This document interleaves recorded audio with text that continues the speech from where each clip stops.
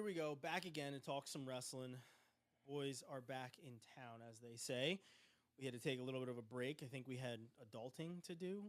You guys have kids. I don't have kids, but like, You can borrow mine anytime. no, I'm good. I had to cut the grass. I had to pick up some dog poop out of the backyard. Had to do some grocery shopping. Bed Bath and Beyond was in there. Glad there was enough time. It was Yeah. yeah, it was a nice little Saturday. Honestly, it was a nice little Saturday. Um, but no, good to be back on here. I know there's a ton of stuff that we got to jump into. Um, and the first one I want to jump into is the coaching landscape, and I want to start with Princeton. And Austin, you had talked about this, and you had put this out before Joe Dubuque put it out. Um, but Princeton now has a complete staff. They've got all their guys in place. One guy is coming back on to the staff, which means I have to eat some crow. I think it was Kevin that you had asked, do you think Nate Jackson rejoins? And I was like, no, I don't think so. I think he's going to be more focused on his training, but I probably should have figured it's a quad and we're towards the end of the quad. So very good possibility. And, anything that was going on with him is, completely cleared up. So I think they got it all figured out. But the surprise guy in there, Schnalte, mobbing his way all the way over to Princeton instead of staying at Rutgers. So Austin, like I said, you kind of jumped on this with how just I guess accoladed out this entire group is. So why don't you kind of take it and give us your thoughts on the entire Princeton coaching staff? Yeah, I mean, like you're kind of alluding to my tweet or X message, whatever you want to call it. 3 NCAA champions on one coaching staff for Princeton. Yeah. I don't think there's a staff in the country that has that. If they do, there might be one.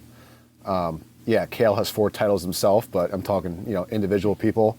So yeah, really impressive what they've done there. And, Ashnault just being a Jersey legend, wrestled for Rutgers. Now he's going to the other side of the rivalry with Princeton there. And yeah, I think he's going to do great things. People love him in the state, obviously, huge recruiting tool and, just great person to have in the room, on the mat, in your corner as well. And like you said, Nate Jackson coming back. I think he did a lot of good stuff there when he was there, stepped away to compete full time, and now he's kind of back in the mix and coaching. And I think he's a great upper weight coach. Those guys love him, they trust him, and like I said, he's been in the room, he's no stranger. So I'm sure a lot of those guys are just picking up where they left off. And Coach Dubuque, I talked to him, and he's ready to go. This is his first full off season as a head coach now, so he's running full steam ahead, man. He's ready to go. I like what's going on at Princeton.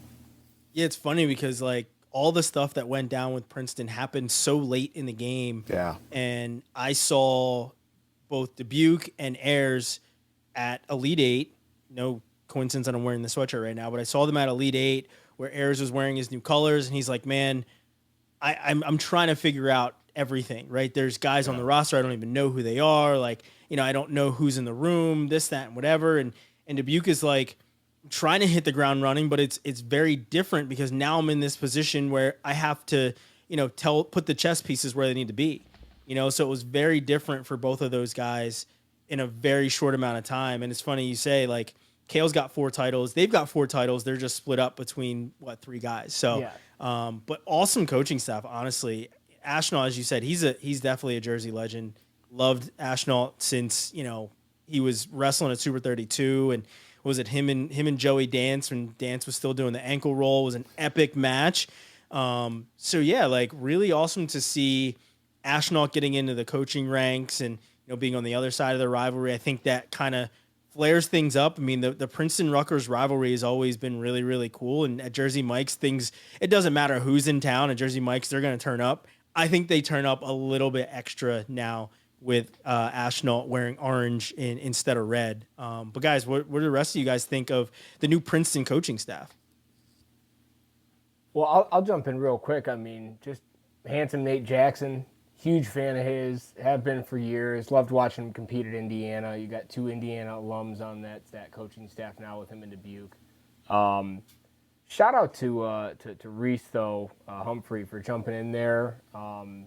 Just for the time being and helping out with the team and the staff. I mean, he's back to doing the RTC thing full time for them.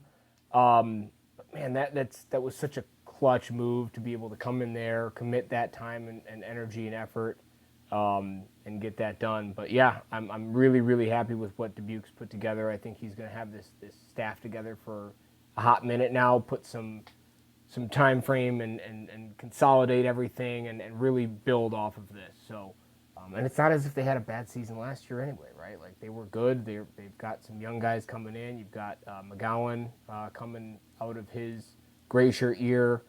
And a lot of other guys who got some good youth experience. So I'm really happy to see what they're able to build there, man. It's really exciting. Well, yeah, just kind of building off of that, they've done so much like to build that program, just both on and off the mat. The marketing of the program is fantastic. It's got a lot of people who wouldn't otherwise be Princeton fans following the program, and they've kind of set the bar, pretty high in that regard. And then with all the mid-season changes last year, it's good to see them solidify their staff with some really high caliber coaches and kind of keep things going, because they've got some good stuff going, and it's nice to see, feel like that's going to continue with this new staff. Yeah, you're right. You talk about mid-season changes. I mean, Sean Gray was out of there after we were already, things were already rolling.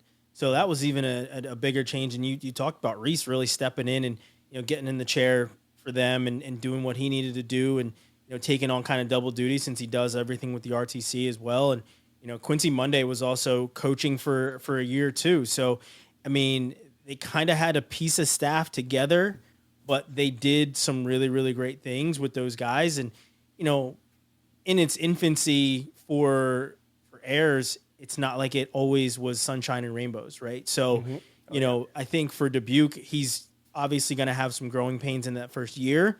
And now he takes on an even bigger role where it is his first true recruiting class that he can try and bring in, and has his first off season and everything else. And I feel like they have a good staff set to handle the lightweights, the middleweights, and then the upper weights, obviously with Nate Jackson capping it off, as he was the last guy that they announced was going to be on staff. So that's awesome. And then another guy that is piecing a staff together, at least Timmy McCall is joining Utah Valley.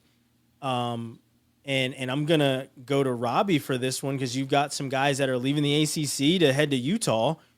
What do you think of what's coming together with the staff at Utah Valley now? I think it's great. I think there's some other names that I've heard that are really, really interesting to round out that staff.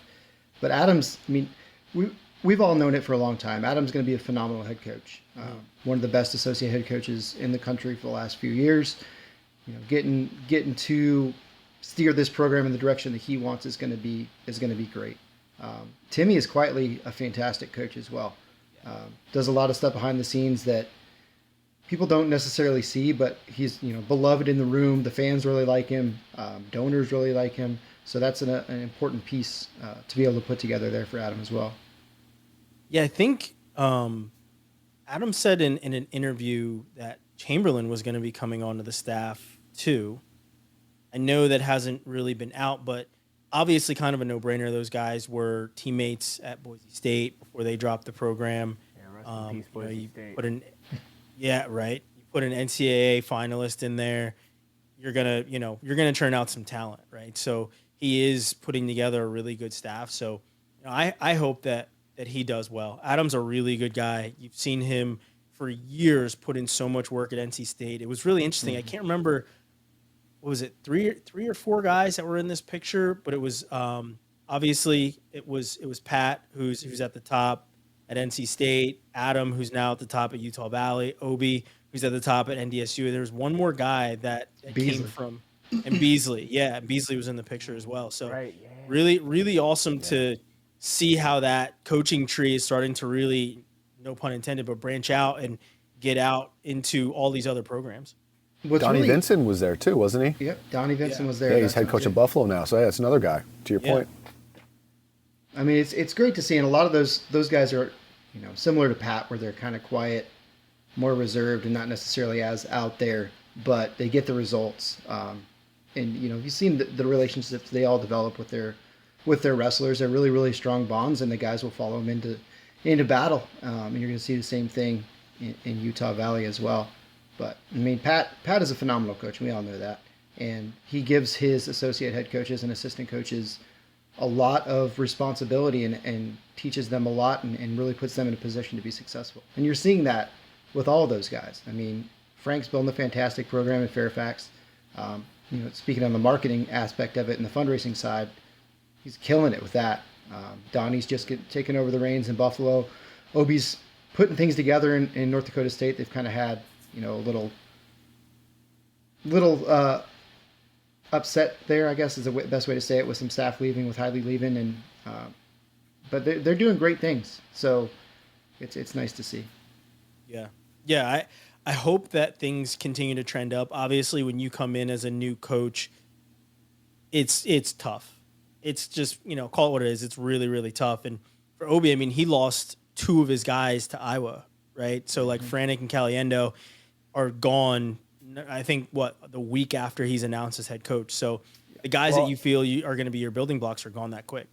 And technically he lost a couple other people that went right to Oklahoma with Kish. Yeah. So, probably not at the caliber of those 2 guys you referenced, but still, you come in and you've got a lot less to work with pretty quick. Yeah. But he just picked up a transfer. We can head over to the transfer portal now. Kyle Berwick, I believe, is at NDSU now, correct? After, I think, that's his, 3rd school? I know he was at Wisconsin. He transferred to Wisconsin from Nebraska. So, yeah, it was Nebraska, Wisconsin, now NDSU. I had seen that he had transferred in. So, hopefully that's a guy that can make some noise for Obi. He's obviously been around. He's obviously a guy that has been in some really tough rooms and been in some lineups. So, hopefully he can make some noise.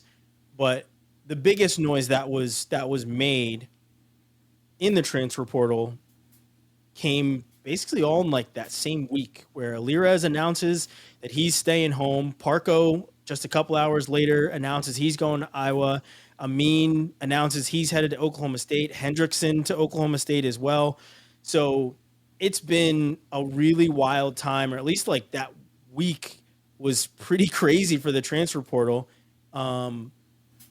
How many boxes of tissues did you go through with this one, Kevin? As Amine announced, he's gonna be a Cowboy now. So this was an interesting thing. Obviously when he goes in the transfer portal, you start thinking through. And I don't remember if I said this here or on Blood Round, but like my initial thought is, he'd been.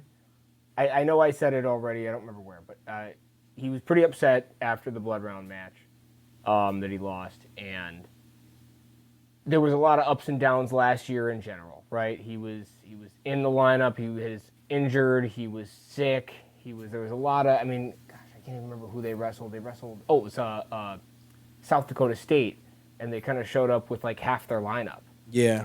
And it was like, it wasn't intentional. That's not how they intended to have this whole thing go down. But a bunch of guys were sick or hurt, and so that's how it happened. Point being, my thought is, if you've got one more year left, you have an opportunity to check out someplace else. His whole growing up with his cousins, his uncles, his family, everything has been Michigan forever. And if you have that itch to really check out somewhere else and see what's going to happen, by all means, man, Vision Quest away. Get after it. Go see what that's going to be like. You're going to regret it if you don't. So I'm happy for him. I think that, Michigan's lineup's going to be in a good spot. They've got Bo Mantanona, who spent a lot of time in the lineup last year before Amine was ready to come back. So I think if you're Michigan, you're in a good spot. If you're Cam Amine, you're in a good spot. I did tell my son, and he was super bummed. He was like, "What? No, what? Where's he going?" And I was like, "Dude, it's okay. Like, it's fine. We can still cheer for him. It'll be okay. He's just going to be somewhere else, and that's okay." So, but no, I mean, just to talk to that further, right? I mean, if we're going to elaborate on the Oklahoma State transfer pickups, and thank goodness for Oklahoma State, because hopefully people stop like just pointing fingers at Michigan and just being like, they're just get everybody. All right, like leave us alone. You guys got Wyatt Hendrickson and 3 165-pounders. All right? Yeah. So one's going up. I assume one's going down, and one will probably remain the same. From what I hear, those guys have some red shirts though, so we'll see. I know Cam does not. Amine does not, but Fish Fish does. does, and Hamity does. Hamity does. I think Hamity's ready to keep competing. I think he's ready to go up. That's the general understanding. If anyone's going to redshirt, I would assume it would be Fish, despite him having the head-to-head win over Amine last year. I think it's still like 5-1 career matchups. But point being, nobody's counting, Point being, if they're all going to get in the lineup, we'll figure it out that way. My understanding is even Amine could drop to 57 if he needed to. So, I think I saw this might have been it might have been a Flow interview. I think on one of their stops at Michigan, maybe before the season or in the off season or something like that. Last year, where they're talking with Amine, and he says that he almost ended up at Oklahoma State at a high school where they were like number one on his list. So kind of unsurprising that when you look at it through that context, that he ends up there, right? But Robbie, I know you had said that he was supposed to go on a visit to Virginia Tech, and maybe did he cancel that visit? No, he came out, visited, and announced a few days after the visit. So, they felt good about the way it went, but I guess that's not the choice he made. So, yeah, it must have been Hendrickson that I had heard canceled a visit somewhere. Can't remember which. There was another. He visited Michigan, Minnesota, and he canceled a Mizzou. And yes, Mizzou was the one that he canceled. Too many M states in Oklahoma State. He canceled Mizzou. Ended up going to Oklahoma State, but like you said, they got 3 165s, guys that at least wrestled 165 a season ago. What are they going to do? And we'll get to the Iowa log jam here in a second because they got some guys too. But, what's Oklahoma State going to look like next season, where you've got that many heavy hitters, does Fish redshirt? I don't think Mitty redshirts. I don't think he does.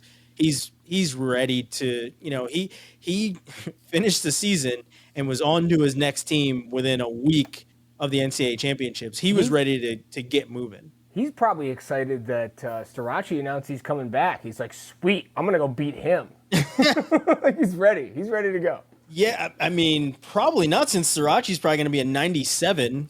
Oh, that's right. If that really does happen, because that's the world we live in, where you go from 74 to 97. But I don't know. We'll certainly see what happens at Oklahoma State. But Iowa is the team that I kind of turned my focus to after talking to Alirez. Is even before talking to Alirez, where Alirez announces that he's staying. I had a really good conversation with him, and he was just like outright, listen, it was about the money. He said it in the interview. He was like, I needed to weigh my options. I needed to know what was out there.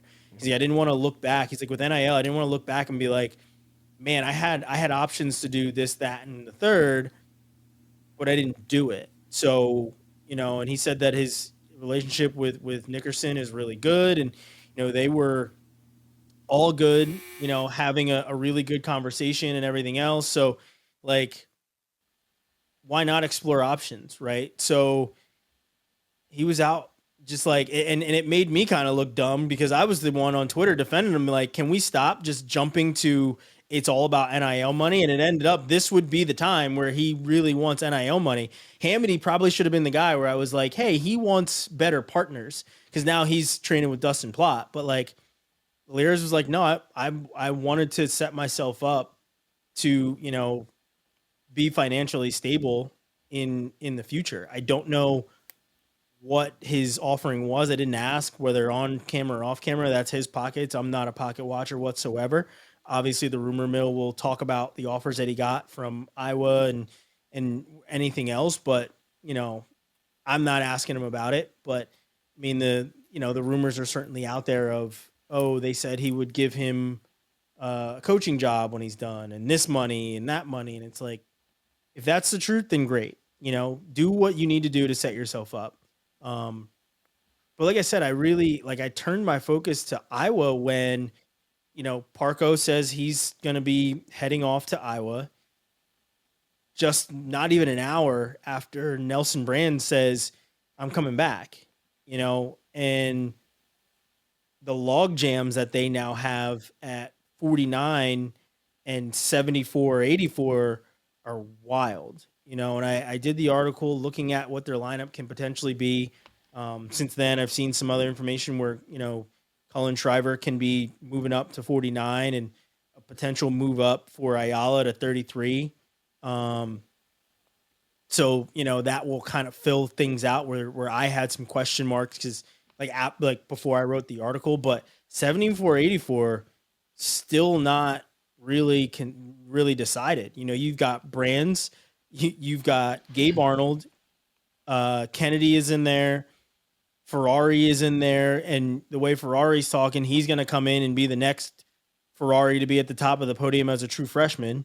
Mm-hmm. So, you know what I mean? Like, but you've got these big egos in the room, and you got to figure out who goes and who sits. And, Nelson Brands isn't coming back to sit. You know what I mean? I believe he got a medical hardship waiver. He's not coming back to sit. Gabe Arnold just sat for a year. What are you going to do with him? At 97, you've got Glazier and the potential of another Ferrari going to be in the lineup. Heavyweight's already settled. Ben Kueter said today he's focusing his next 10 months on wrestling to be a world champ and an NCAA champ. So heavyweight is basically figured out there, but like, what the hell are you doing in these other spots? When you guys look at their lineup, who do you see getting the nod at potentially 49, 57 with the guys that they have there, and then also 74, 84 with the guys that they have in that part of the lineup? Yeah, it's crazy because Patrick Kennedy just won a U23 title too. I feel like people are, not forgetting about him, but putting him third fiddle. He might be better than Gabe Arnold if you're judging by this weekend's results, right? So that's another guy to throw in the mix there too. Yeah, it's just a lot of money floating around, and like you said, a lot of big talkers, a lot of entertainers there too as well. So who's going to fit in that line? It's a good question. That's crazy. Yeah. What's wild to me is like there's a lot of high end options, right? Like, to me, it's almost like, and this is going to sound unfair because it's wrestling, right? But sometimes when you get to the college level, who gets in the lineup is unfair. Mm-hmm. Safe to say, right? So I just blew somebody's mind. But anyway. Sometimes like you can be the second best guy in the room and you get the spot because you have more eligibility or you have more upside or you have, might be a better matchup guy, or you think that at NCAAs this guy's going to get more team points, and that's just what it comes down to. I don't want to live in a world where Gabe Arnold's not in the lineup because I think he's super exciting and he's as dangerous as anybody. I love that Nelson Brands is coming back, and I'd love to see him have that redemption year. I think what he's done in his career to separate himself. I mean, people forget the last year he was in the lineup, he had kind of a rocky regular season because he had gotten into a car accident that was awful like a week before the season started. By the time he somehow managed to get more healthy through the Big Ten season, he was a monster and placed 5th, I think. So they've got some really, really good options. It's tough because I'm looking at your article right now, and I think there's excellent names in here that just aren't going to get a chance. Yeah. Whether they deserve it or not. So. Yeah. If Ayala moves up to 33 and Colin Shriver moves up to 41, that leaves a hole at 25. And obviously I'm sure they have some other guys in the line and in the room that they could put in there, but it's not going to be a returning NCAA runner-up. Like, that's a major drop-off at 25 if that happens, right? Like, is their strongest lineup with Drake Ayala staying down at 125? But like I said, 49 is interesting because you have Parco, who I think Parco moves up. A part of me thinks that Parco leaving Arizona State was because he wanted to move up to 57, and Ja'Cory Teamer's like, nah, this is my weight class. So I think Parco moves up to 57, but they could potentially have Parco, Ratchy, and Voinovich all at 49. I do think it does once again come down to Ratchy and Voinovich. And Voinovich had knee surgery this year, this offseason, so he's going to be even healthier coming back. But then 57, you most likely have Colby Seabricht and Parco. And I think the nod goes to Parco, even though Seabricht just took the redshirt year last year. I think we see Parco there because he is a big time transfer. I mean, he's a 4-time AA. Why not put him in at 57? So that's there's definitely a logjam there, and it's really going to be interesting. What's that? Good problems to have. Certainly a good problem to have, but the problem for them is more at 74 and 84. Because like I said, if I'm gonna throw the ego on the table first, and we know that Ferraris have big egos. Call it what it is. We've seen it. We've seen it for many years. Understatement of the century. Exactly right. Even coming in as a freshman, he's already tried to call out Carter Sirachi, and he's already tried to call out Parker Keckeisen. Like, come on. Do you think if their last name was like Civic, they'd be a little more humble? I think Honda, maybe. Yeah. Maybe Honda. Honda. But he's going at Sirachi, and rightfully so. He thought Sirachi was going to be a 74. And Keckeisen, who I think Parker Keckeisen is head and shoulders the best guy coming back to his own weight class. He is an absolute lock for me, number one, to once again bonus his way through the entire season. I think he goes 100% bonus throughout the entire season. I don't think there's anybody that he sees outside of maybe Gabe Arnold, or maybe Kennedy or Brands that he might see. So maybe give him a 95% bonus rate, if anything. But the Iowa lineup, Ferrari's not going to be quiet if he has to redshirt. It's not going to happen, right? Gabe Arnold is electric. He had an amazing redshirt season. He really did. Outside of ducking, essentially, Carter Sirachi when he talked all that smoke, we didn't see that match happen. As bad as we wanted to see that match. Gabe Arnold not in the lineup. Patrick Kennedy, like you just said, just won a title this past weekend. And Brands is a returning AA. Good problem to have, but it's gonna be a doozy, right? Who gets the nod? As you said, sometimes the second best guy does not, ends up in the lineup, so who's gonna be that guy? Who do you guys think they place in the lineup here at 74 and 84? If I have to make a pick, I would think Patrick Kennedy 74. I'd say Brands 84. And I would think Arnold at 74, just because I think he's got a higher upside. But what's really interesting is kind of peeking through their wrestle stat stuff. They only have 197. Yeah, Glazier's the only one on their roster that's actually a 97 pounder. So is there flexibility with that? Is there anybody who can move up? I don't think Brands is big enough to go to 97. I don't think any of them are. I find Just it an hard to interesting believe thing to that if your dad's the coach on the team, you would come back to not be a starter. Yeah. And your uncle's also the other coach. I was gonna say the uncle too. Yeah, it's a double whammy. He's got some if we're gonna talk about nepotism, right? That's fine. Yeah, why not have it be there? And yeah, Glazer is the only 97 that they have. at least registered now, right? And everybody, I got text messages from a couple of my friends who scrolled straight to the Iowa lineup possibilities and not down to where I mentioned AJ Ferrari, and said, why isn't Ferrari listed in here at 97? I'm like, because he's not actually on the team yet.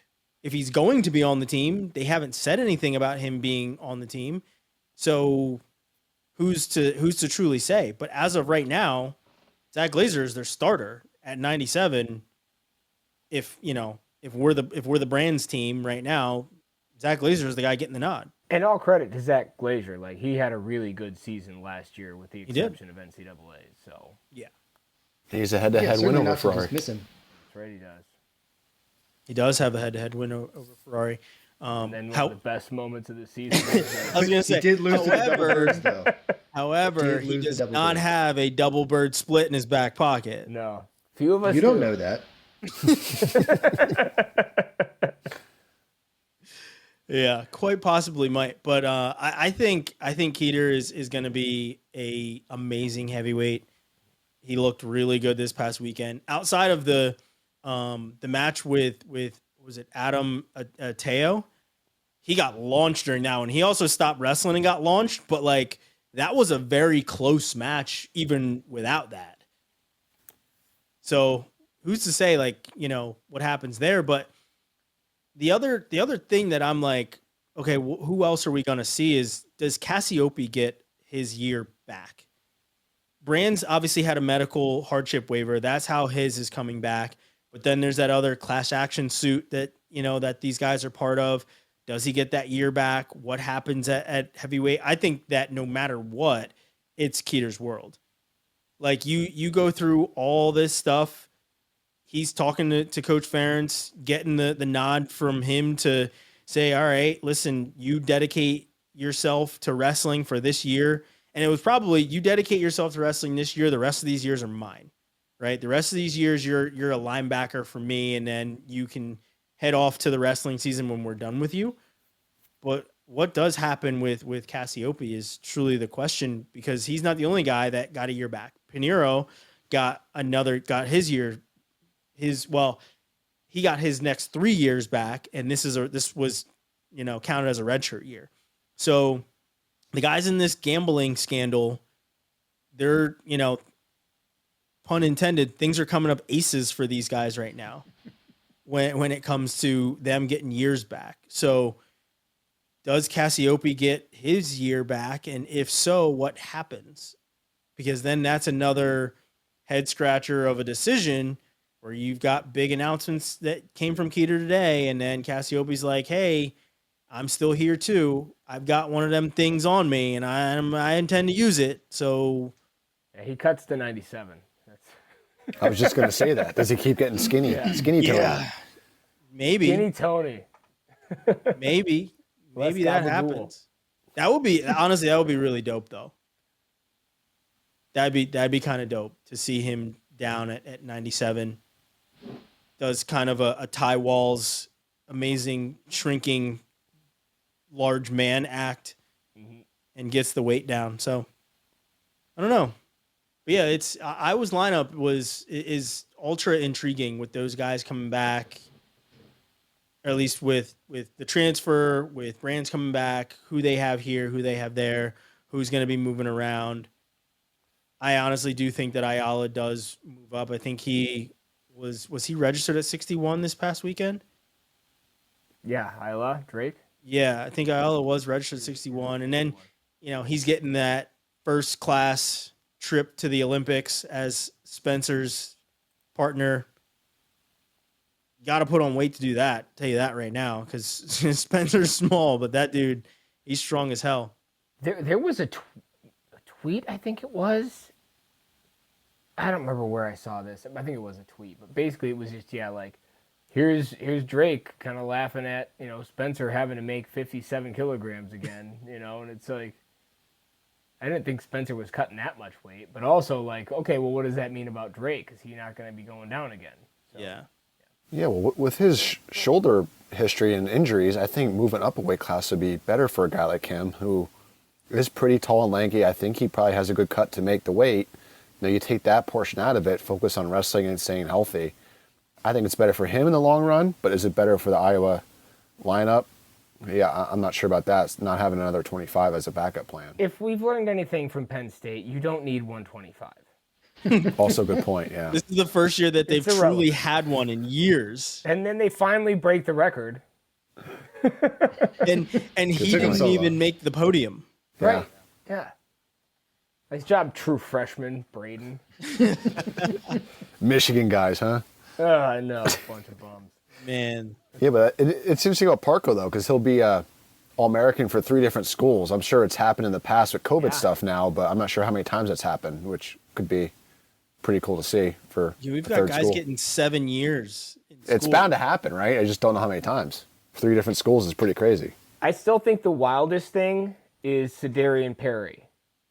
All-American at Eastern Michigan, they drop the program. Goes to Old Dominion, finishes up, they drop the program. He has no official programs left to claim his own. None. Oh, that's crazy. Yeah. Yeah. That's harsh. That's tough to do. You're like at some point you're like, is it me? Yeah, Like, I'm just going to stop being involved. I'll just am I the problem? Is just it do the is it Homer me? Simpson into the bush, like just back up, disappear. The bush dies.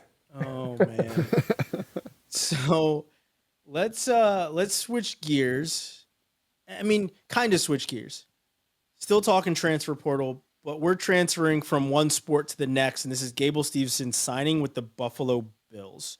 So Bills Mafia now has a man who never played a down of football being taught football from arguably one of the best in the game in Von Miller. He posted a picture of him and Von Miller on his Instagram story the other day, and it's interesting, right? Because everybody wants to throw in their opinions of, well, Gable, he's an athlete and all this and all that, and I'm like, I love that Gable is basically having a sampler platter when it comes to sports. He's like, all right, I'm an NCAA champion. I'm an Olympic gold medalist. I'm in the WWE, and I'm making money here. I'm in front of sold out arenas. Now I'm gonna go over here and jump through a table with Bills Mafia, right? Like, just That's a incredible. seamless transition though from the WWE. It to is, Gable. that's Good nice. fit. Most guys go the opposite Spanish way. announcer's table, just throw them straight through. Yeah, but most guys go the opposite way, where they're like, all right, my football career is over. I'm gonna head over here and entertain, right? Think The Rock at Miami. Think Brock Lesnar having his shot, who Gable's close with. You know, Lesnar having his shot with the Vikings, right? Like, you've seen these guys that have moved from the NFL to WWE, but Gable is doing the opposite, and that's what the head scratcher is he's never played football before, right? So, and I have friends texting me because, I played high level football. I played Division III football. So they're like, what position would he play? And what do you think of this? And I'm like, I think they look at him like Micah Parsons, where he can be kind of a hybrid of sorts and uses athleticism and everything else. But then they say he's going to be a defensive tackle. And I'm like, he's going to be a D tackle. I think that McDermott is looking at him and seeing Aaron Donald, because him and Aaron Donald were the exact same size. But Aaron Donald was also a complete man. Like, that dude was a bear of a human and did just wreak havoc on the league. He was first team all defense and all pro every single year he was in the league. Just like incredible. And then outside of the athleticism, like I said, I don't think Gable will have any trouble. I mean, obviously it's men that are 6'6", 350 that he's going up against, but I think it's the between the ears part that is normally harder for guys, especially when you're that close to the toughest part of the game, right? Like D-line and DB are some of the toughest parts of the game. Having to diagnose a play, having to, know when a reach block is coming, being head up on the nose or an outside eye shade, like all these different things you have to think of. You I know, was and, just about to bring up the outside eye shade. Glad you but like did first. it's those are the types of things that I think are going to be the hardest transition, right? Is when do I have to do some of these things, right? And like I said, the Aaron Donald comparison, I saw a lot of people kind of putting it out there in a lot of these tweets, and I'm like, yeah, but like the reason Aaron Donald was so good had more to do with his mental acuity of diagnosing the play and diagnosing the game, knowing when to rush in a certain way, knowing where he needed to be placement wise, and using that athleticism to do it. And that was his entire life's work of figuring that out. Gable doesn't have that to fall back on. And I'm not doubting Gable in any stretch of the imagination. I love Gable. Think he's an amazing athlete, but I think that's where it's going to be the hardest, right? But what were your guys' thoughts when you saw that Gable was actually going to be entering the NFL? I think we talked about it before, where it was like, here's what his options are. Is football really one of the ones we can see him going to? And I didn't. I thought MMA might be the thing for him, and it still might. You know, who knows? But what were your initial Still got a few more thoughts career when- paths he can go down. Yeah, we got to get into baseball and soccer and stuff. Like, we'll figure some other options out. I think what's Yeah. hard is that, you know, the indications and the rumors about him not being as successful in the WWE had a lot to do with him not being able to pick things up there and not being able to learn the trade. You know, how true that is, I don't know. I'm not there. But that's, you know, that's what you hear, is that it's not his athleticism that's the issue. It's that he's not able to, you know, pick up what he needs to pick up at the performance center to learn how to do these things. And now we're asking him to go into a completely different sport that he's never played. That, you know, everybody speaks to his athleticism, and that's fantastic. He's a freak athlete. We know that. There's also some 6'8", 300-pound guys that are running 4.8s that are going to come at you to take your head off. Remember how Like, small let's Adam not- Kuhn looked when he was at Titans Yeah, camp? let's not discount the level of freak athletes that are on every single NFL roster. And it's hard to say that he's going to be able to come in and be super successful in a sport he's never played. Now, we've seen it. We've seen Stephen Neal come in and win NFL rings as an offensive lineman. Which is but even that's- harder, to be completely honest. Yeah, in certain ways, it certainly is. But there's not as much thinking and reacting. It's you're knowing what you're doing ahead of time for the most part. So a smart guy like Stephen Neal, that wasn't, you know, super difficult for him. But it's a huge switch to do a sport you've never done. Like that's the part I get hung up on. Like it's one thing to go to a new professional sport, being as good of an athlete as he is, but to go to a sport he's never done, even at a high school level, to get that base set of skills, it's going to be a very steep uphill climb. Yeah. Learning terminology, you know, like I said, the first time he sees a reach block, it's going to be like, where did this guy come from? Right? Like he was just over there and now he's over here and he's pushing me back to where he was. Like it's weird. It's different. You know, it is a very big jump that you're making. If you would have said that he was signing with an NHL hockey team, I would have been like, yes, I get it. Gable played hockey in high school. He wasn't even going to wrestle his senior year because he was playing hockey.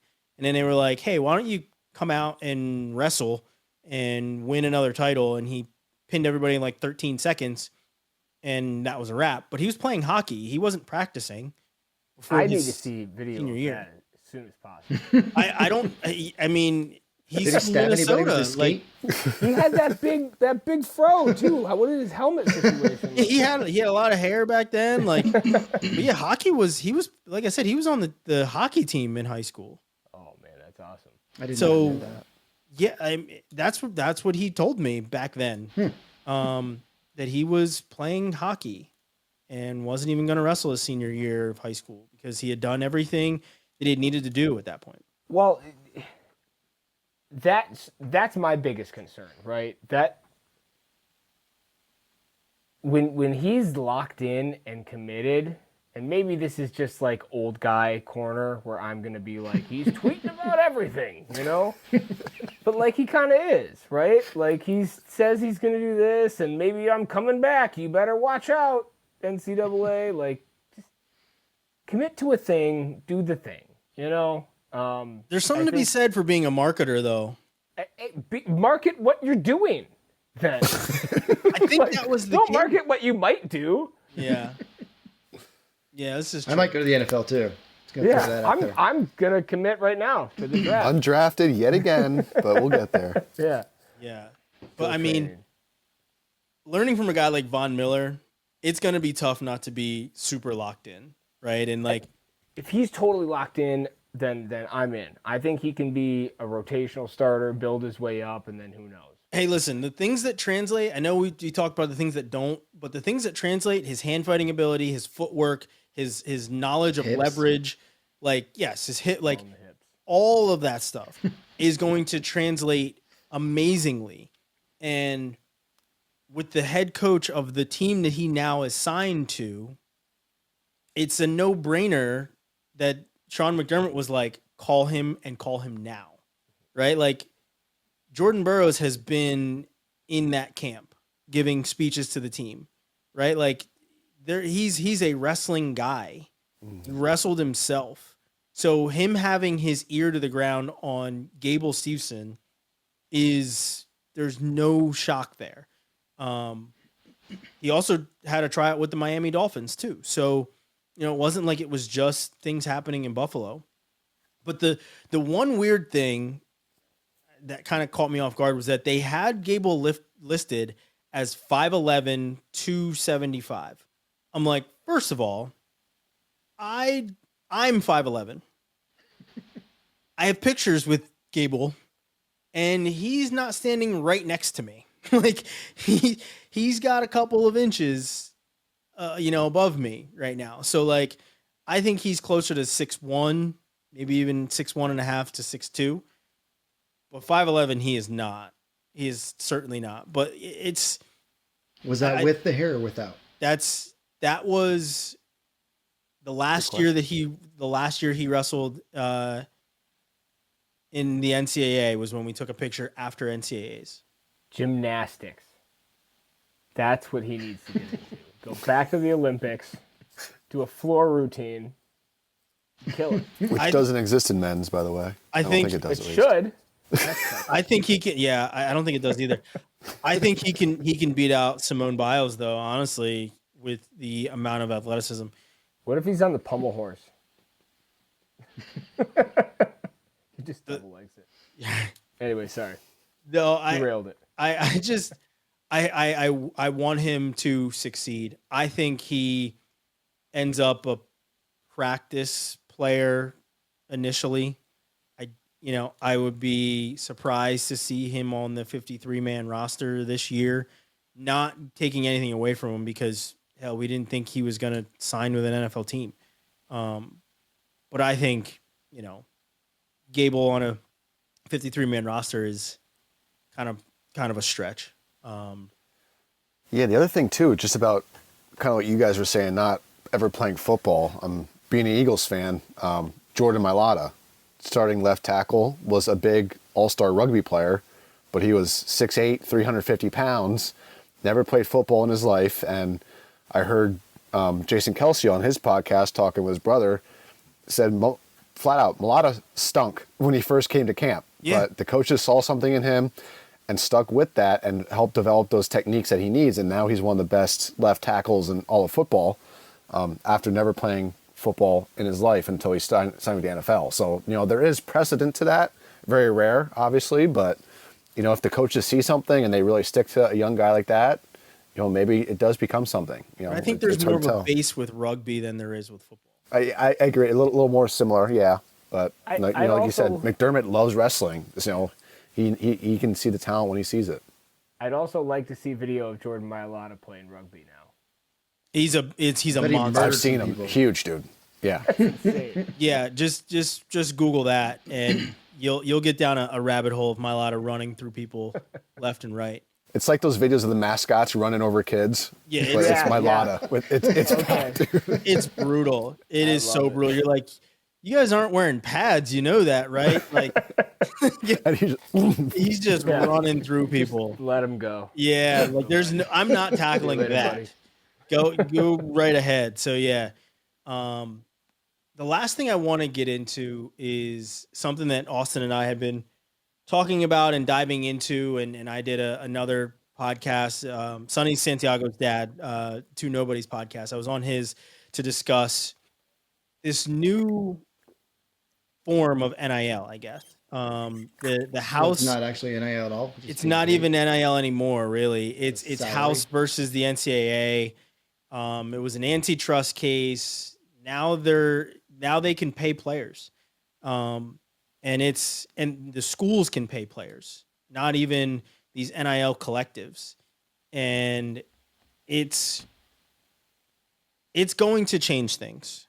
It just flat out is, because when a donor used to come in, take the David Taylor whole situation, a donor comes in and says, we're going to pony this money up for the head coach for David Taylor, right? Chad Richardson says, here's my CEO money, go get David Taylor. It's going to change a little bit when the schools are now the ones writing the checks, and they're like, okay, this money was just donated to the athletic program for us to get X athlete or X coach. We're going to sign these checks and pay these players. And on top of that, we no longer have a roster limit. Roster limits are now completely gone with this entire thing too.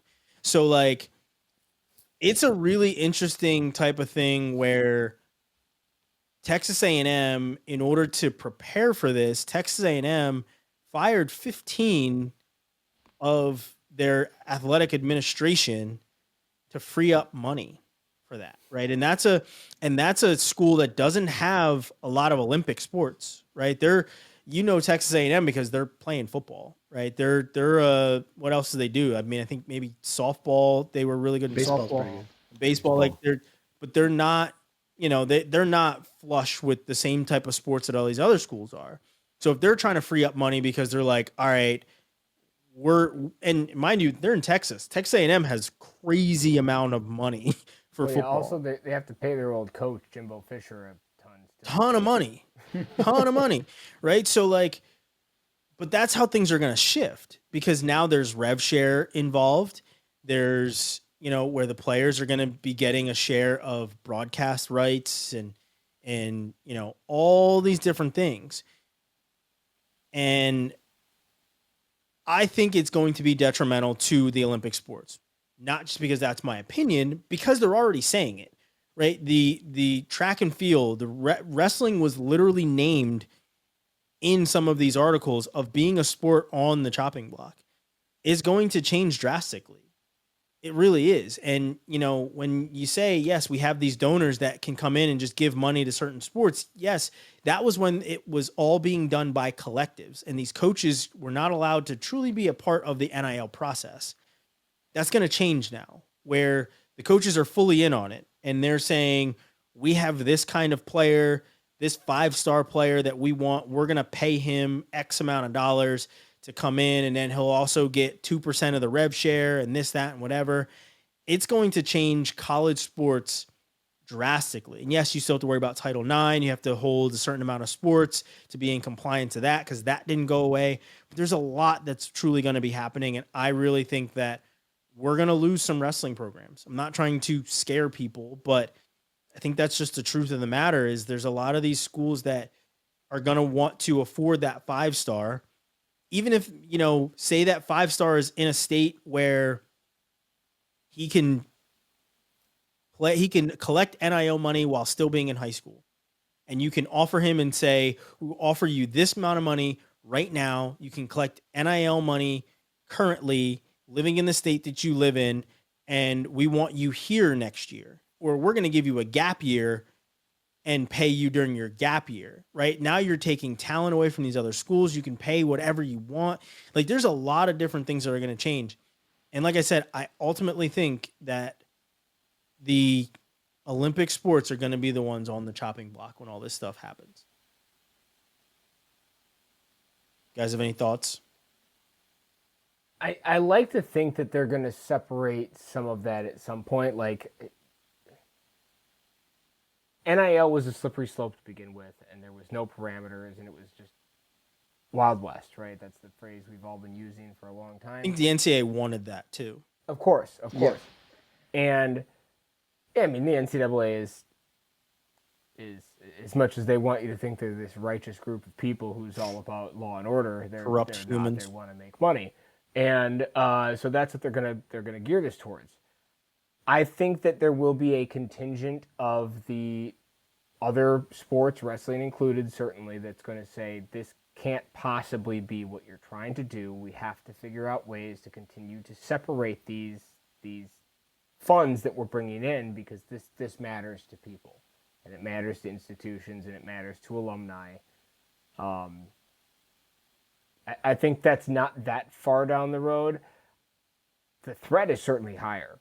Right, the threat sucks, and that's always been out there. Even when you have institutions and wrestling programs that are doing great that get cut, and you're just, I mean, we've referenced two of them already, Boise State, and we've referenced three of them. Eastern Michigan was doing excellent when they got cut, so and Old Dominion. So it's definitely, the threat is higher, but I don't think this is going to last. I can't imagine that, you know, these other Olympic sports are just going to let this sit back and be like, really? Seriously? This is what you're doing? They should learn from Stanford, because when Stanford tried to cut a bunch of things, you know, a lot of these sports banded together. And I mean, call it what it is.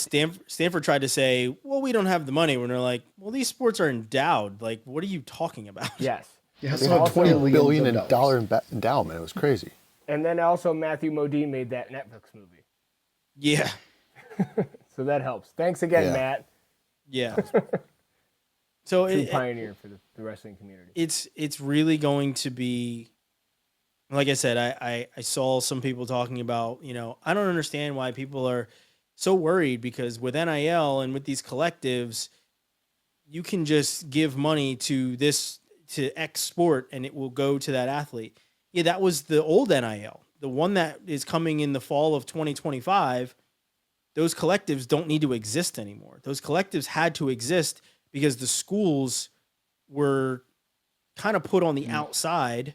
They were not allowed to engage in it. Yeah, they were not, like, and then the collectives became essentially part of these schools and everything else, but it was still an outside entity that had to handle all of those things. I mean, I'm a Florida State football fan. They weren't allowed to recruit people in the transfer portal the first week that it opened, because a assistant coach drove a potential player to a meeting with an NIL booster. Didn't set the meeting up, didn't do anything nefarious outside of saying, "Oh, you and your mom need a ride to dinner. I'm going to drop you off at this restaurant." And that was a recruiting violation. So they had a week ban of recruiting and some other fines and stuff. So like NIL, they were certainly trying to enforce some sort of cap on it or whatever else, but all the things were just out in the open. They were like, "Oh, you guys want all of it spilled?"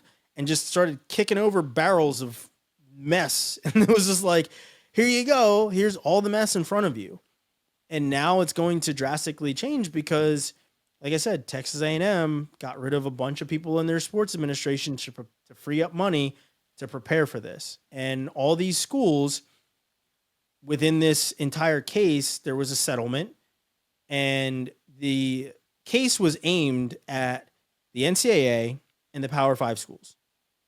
The Power 5 schools are like, well, there's more of the non-Power 5 schools than there are of us, so we're going to pay the least amount of money because there's more of them than there are of us. Even though this lawsuit was directed at us, we're going to bring them in and pull money from these schools. So like the breakdown of the settlement, it's like almost $3 billion as opposed to the $20 billion if they didn't settle that would have had to be paid, which would have completely bankrupted the NCAA. But it's like almost $3 billion. The NCAA pays 40% of it. Power Fives are paying 24% of it. And then the last 36% are the non-Power Fives. And the non-Power Fives are like, we don't agree to that.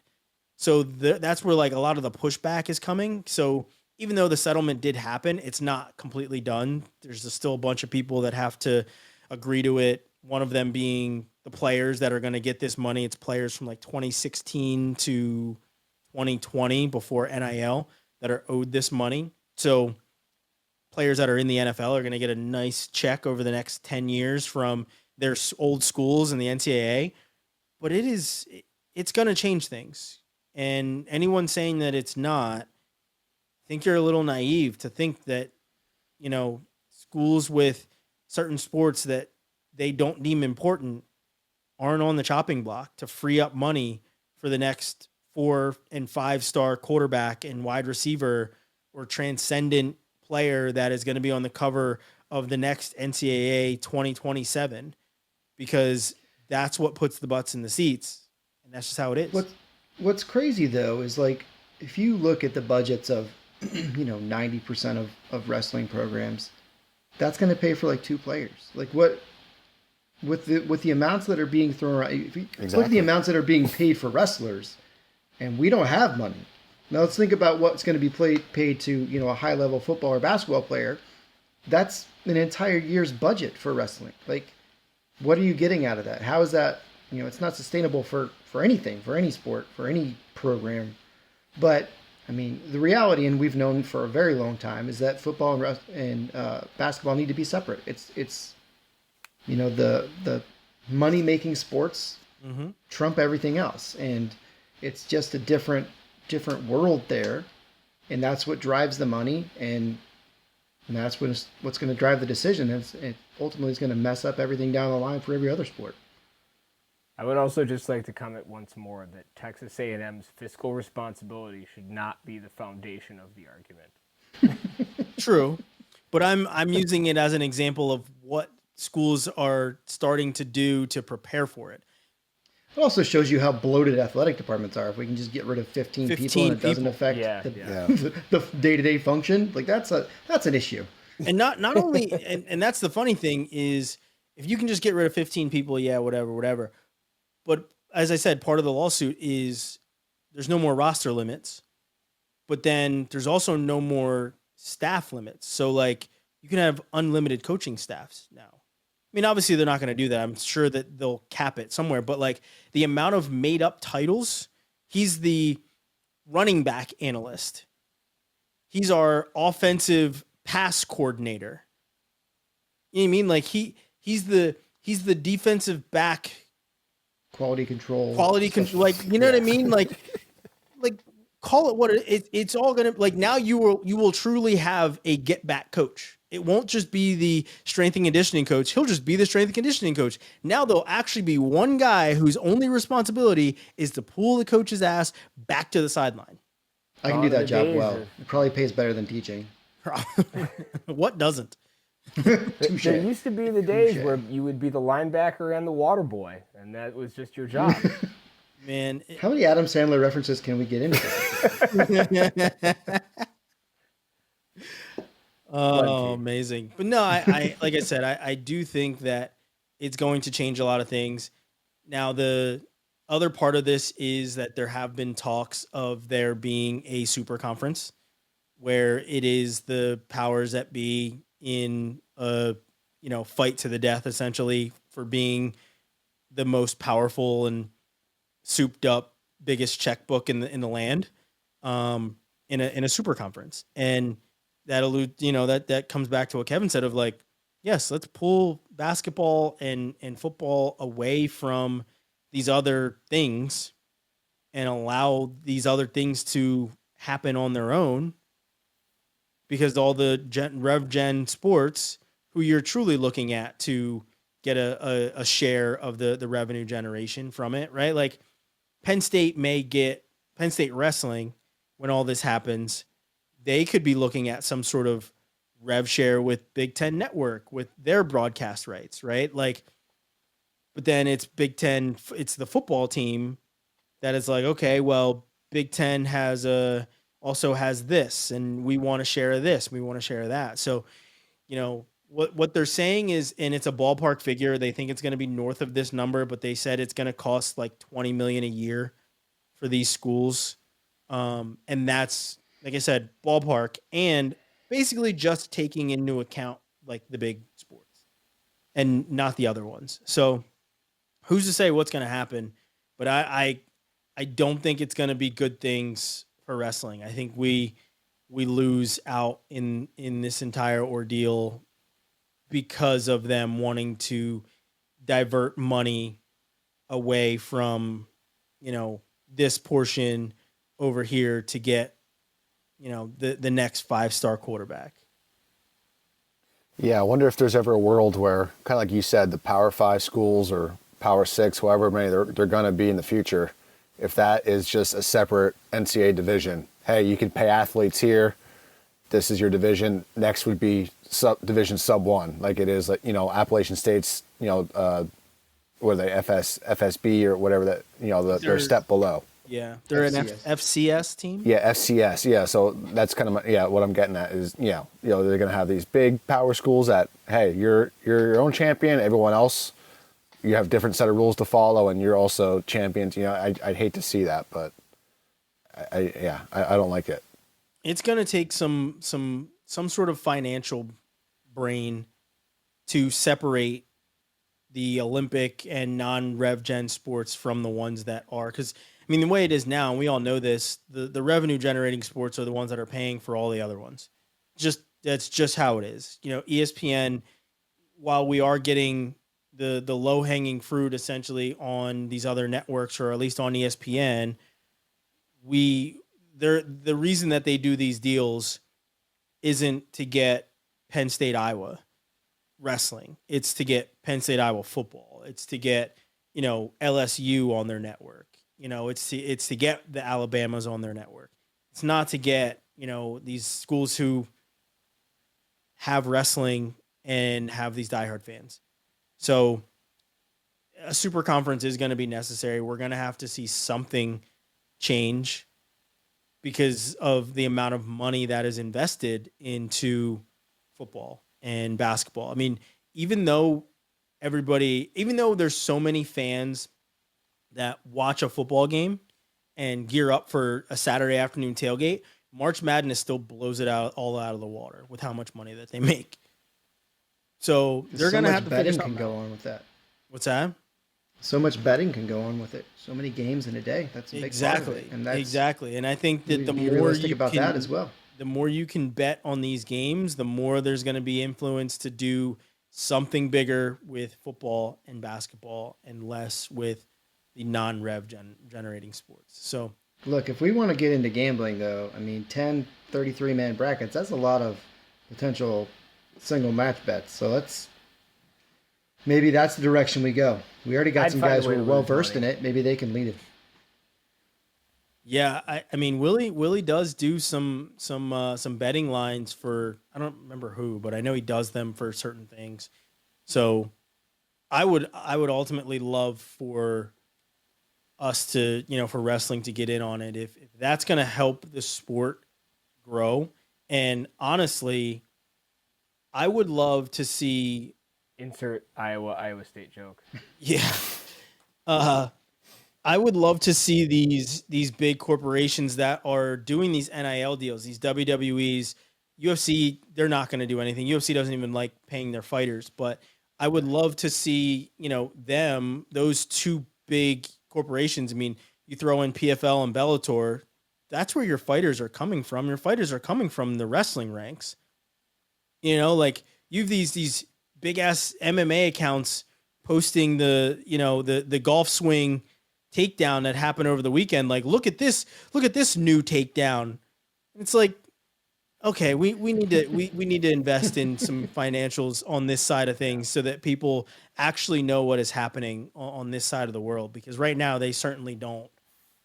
And it needs to happen. So I would love to see like WWE and these other, MMA leagues start to get invested into wrestling. And I think that's where the investment starts to come, I think, we can do a little bit more damage. But if there's a rev share kind of a model that's going to be coming in 2025, it's going to be interesting to see how that works with Flow Wrestling, for instance, who has their contracts for a number of years.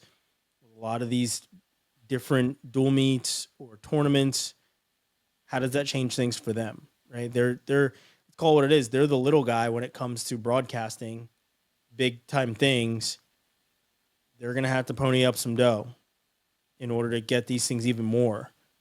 And it's gonna start to go to the athletes more than it's going to the tournament owner and the management teams.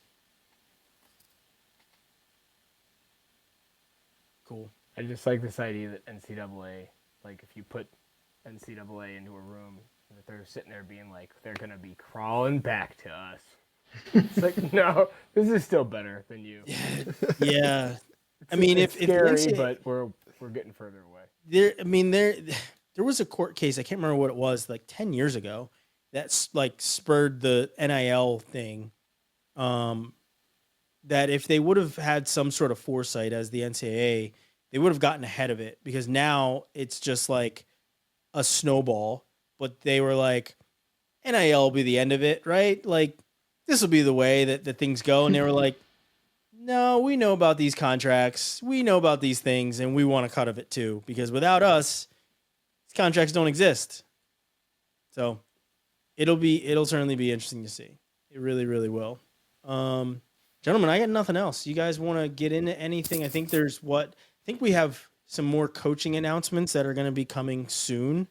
I know there's some that, we've known about for a while that haven't happened. There's Bureaucratic holds up. Yeah, there's another one that is in the works. I don't know if it will happen, but it can happen. There's a little secrecy for people listening and watching. There is something that may be coming down the pipe at some point. I don't know if it will happen, but there's potential for it to happen. Cale Sanderson to Edinburgh. Honestly, Utah Valley. Honestly, I would love to see Cale Dan go Gable to to like Wisconsin. a small school or something like that. Yeah, I think it's Max Askren and Ben Askren to Wisconsin. Yeah. To be the assistant coaches there under Bono. That'd be some shit, wouldn't it?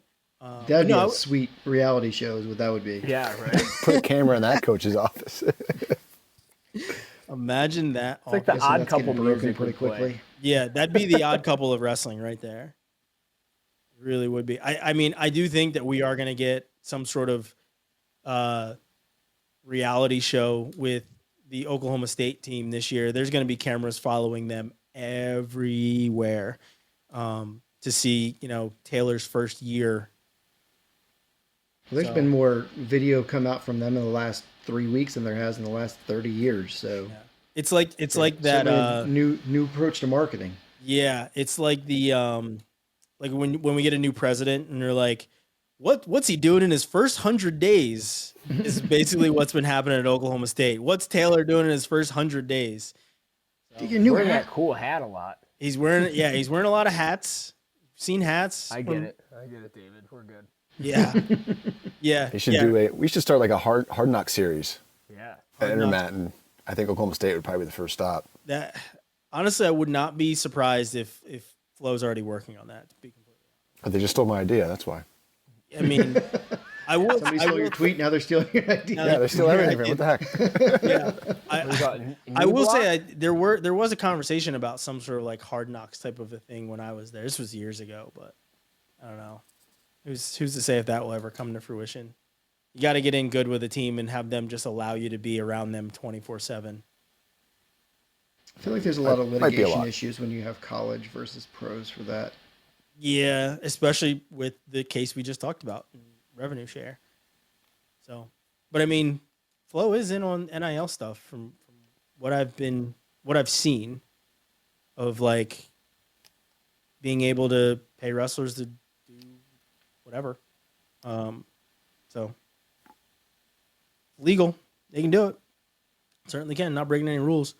But yeah, there will be some coaching changes or some coaching announcements that will be coming. think we still have some guys in the transfer portal. I think Barraclaw is still floating out there somewhere.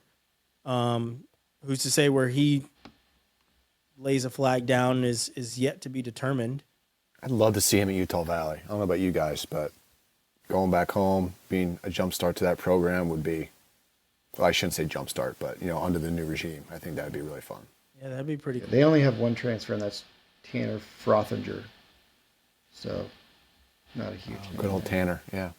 Let's get Adam the Hall Frothinger family. another one. Let's get him another one. But no, I think it's going to be. So far, it's already been a really cool offseason. We have U23 trials when are they? A couple weeks, something like that. We just said U20 trials, but 23 was just the national championships. So I think we still have trials to come. I still have to go back and watch some matches and see kind of how things panned out at U20s and U23s. As I said, it was trips to Home Depot and Bed Bath & Beyond lately. So we'll certainly see what happens there. Gentlemen, you guys got anything else before we close out? Yeah, I still have a Hofstra and Columbia head coaching jobs open. Pretty Minor quiet detail. on those fronts. Yeah. I don't have any details really. I know a few names that have been out there.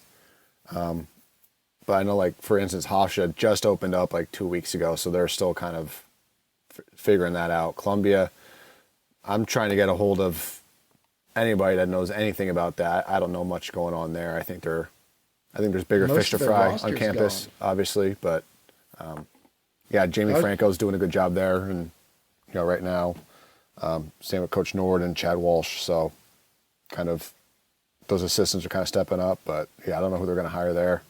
It'd be interesting to see. They're going to be in a tough spot. I mean, just looking through the transfer list. I mean, you've got 8-10 guys who've transferred out, and part of it's just being an Ivy and not having that additional year that they lost to COVID. Yeah, it's going to be a But rough start for a first year or two, whoever comes in there. But again, it could be a really good hire, and they could really, hire someone that'll take that Columbia to the next level, as Tonelli was already, or they could hire someone that's, they're a good fit. See what happens, kind of, not to, throw shade at anyone, but we'll see who they hire here. Not everyone is a Chris Ayers, but he inherited a dumpster fire, and Perfect example, yeah. there we go. Change some things with that one. So yeah, should be interesting to see kind of how things pan out on the coaching front, but let's be on the lookout for those things and some transfer portal stuff. And if any other wrestler decides to sign with an NFL team, we'll be here to discuss that too. Till next time, gentlemen. Anthony Noto signs 49ers.